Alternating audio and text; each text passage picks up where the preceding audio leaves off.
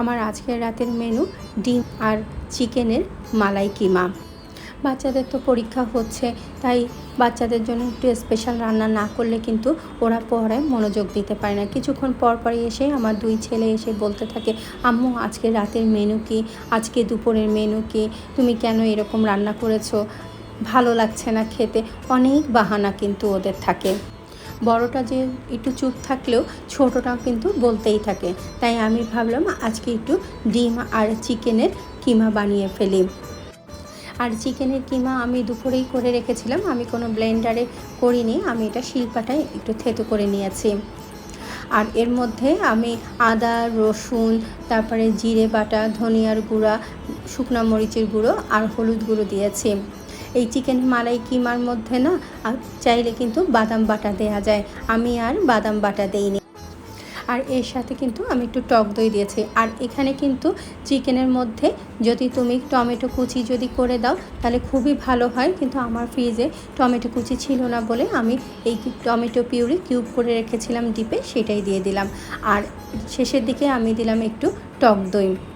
তারপরে আমি এখানে গরম মশলা গুঁড়ো দিয়ে একটু সামান্য পানি দিয়ে আমি ঢেকে দিয়েছি কিমাটা সিদ্ধ হওয়ার জন্য।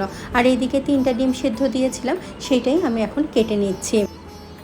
এখানে কিন্তু চাইলে কিন্তু ডিমটাও তোমরা স্কিপ করতে পারো, তবে ডিমটা দিলে কিন্তু মজাটা একটু বেশি হয়, খেতেও কিন্তু একটু অন্যরকম লাগে।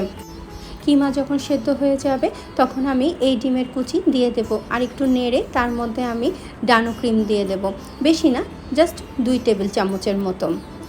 তার মধ্যে একটু চিনি দেব আর একটু ভাজা জিরের গুঁড়ো দিয়ে নামিয়ে নেব। সত্যি বলছি খেতে কিন্তু খুব মজা হয়েছিল। আর এর মধ্যে যদি পারো একটু লেবুর রস দিলেও কিন্তু আরও মজা হবে।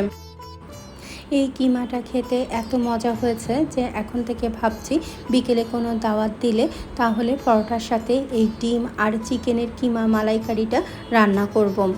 খুবই মজা লাগে পরোটার সাথে।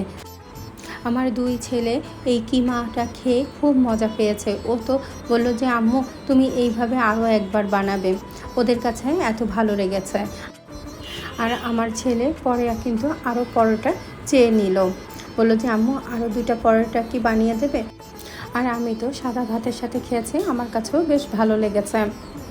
আজকে এতটুকুই। সবাই ভালো থেকো, সুস্থ থেকো আর নিজের প্রতি খেয়াল রেখো।